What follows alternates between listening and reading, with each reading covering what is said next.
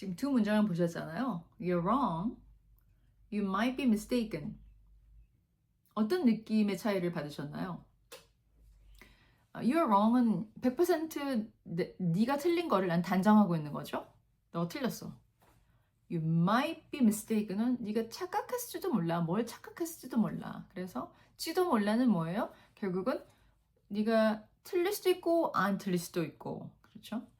이 might be라는 표현은 may be의 과거형이에요.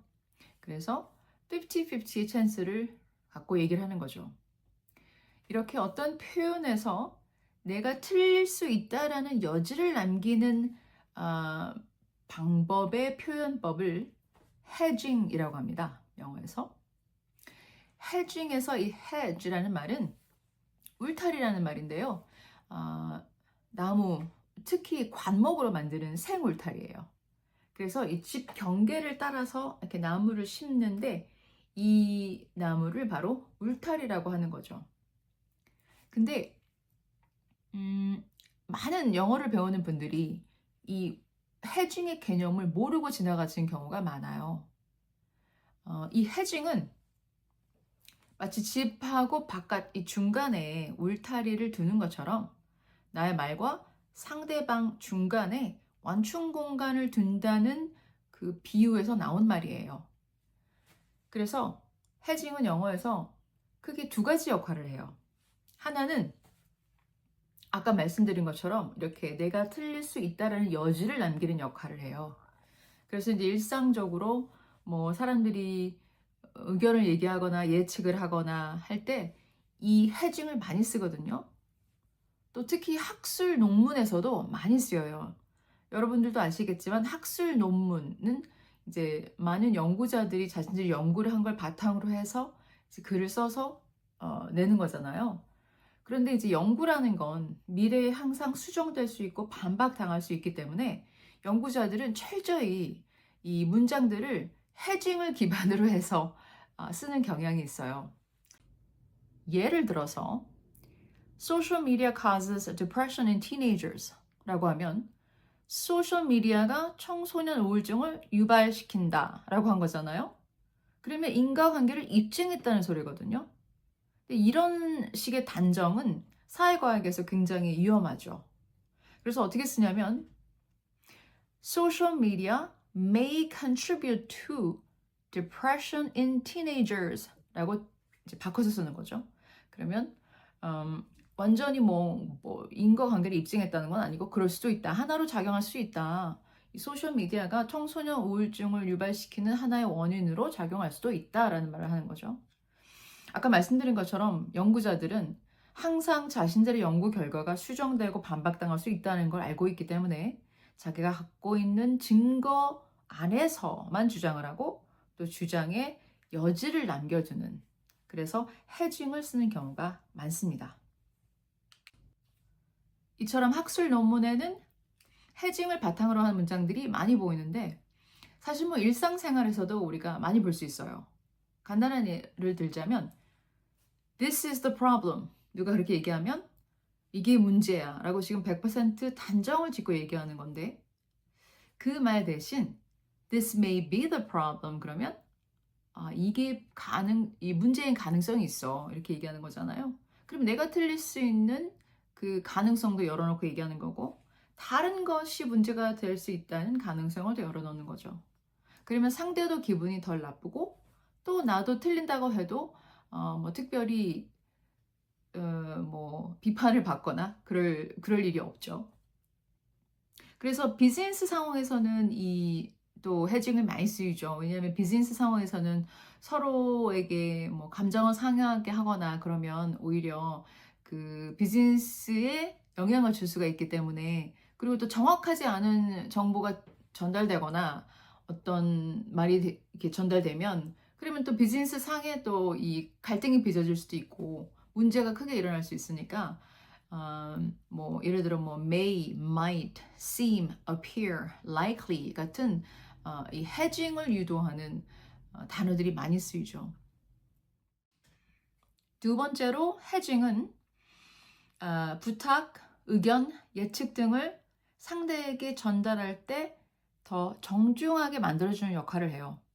예를 들어서 Can you help me? 이 표현은 뭐 특별히 공손하지 않은 건 아닌데 뭐 특별히 또 공손한 것도 아니죠. 조금 더 공손하게 하려면 뭐 please를 붙이겠죠. 근데 이 표현 대신 I was wondering if you could help me 그러면 정말 더 훨씬 더 정중한 표현이 돼요.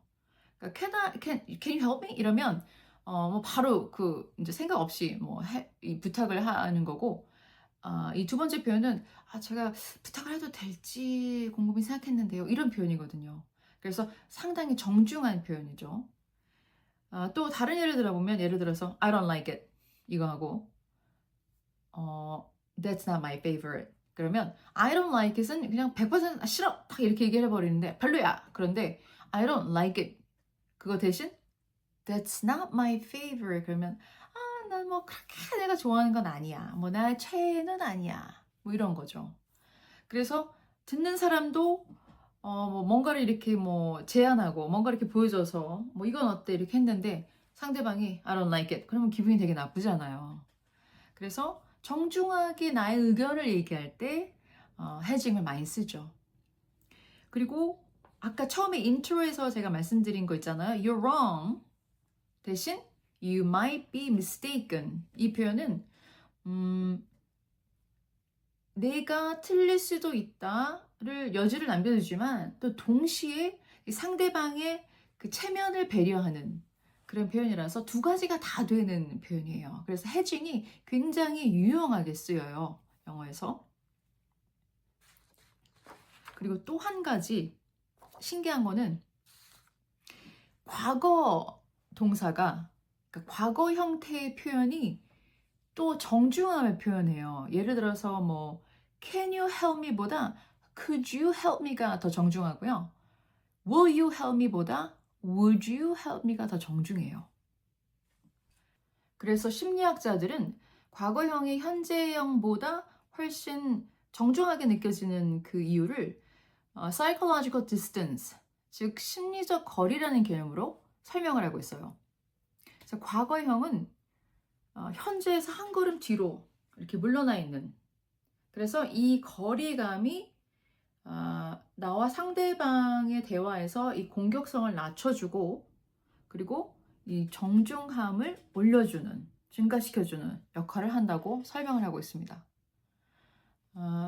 근데 이제 제가 궁금한 거는 왜 이 영어권에서는 이 완곡한 표현이 많이 쓰이나 생각해본 바로는 아무래도 개인의 자율성이 많이 인정돼서 그러지 않나 싶어요. 그러니까 상대방의 그 선택을 존중해주는 그것을 인정해주는 그래서 상대방이 지금 당장 뭘 하기를 이렇게 요청하는 게 아니라 뭐 할 수 있을까 혹시 이렇게 질문하는 거죠. 이렇게 애둘러서 표현을 하는 거죠.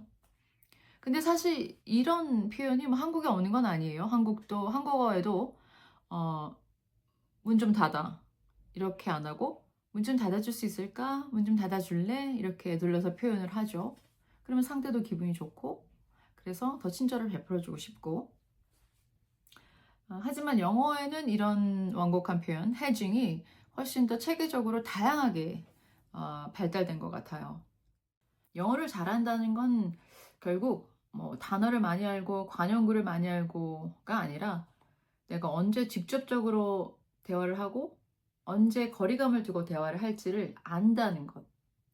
그리고 이 잘하는 것과 잘하지 않는 것의 차이점을 대표적으로 보여주는 게 바로 이 해징이라고 생각됩니다. 사실 뭐 이거는 영어만의 특징은 아니죠. 모든 언어가 사람의 심리와 관계를 갖고 담고 있는 거니까. 그래서 여러분들도 앞으로 공부를 하실 때 영어의 문법만 생각하지 마시고 그 문법 뒤에 있는 사람의 감정, 생각을 알고 하시면 이 영어가 좀 더 입체적으로 보이지 않을까라는 생각이 듭니다. 그래서 다음에 원어민이 I was wondering if you could help me 그러면 꼭 도와주세요. 왜냐하면 굉장히 정중하게 부탁한 거니까. 지금까지 영어 선생님이었습니다.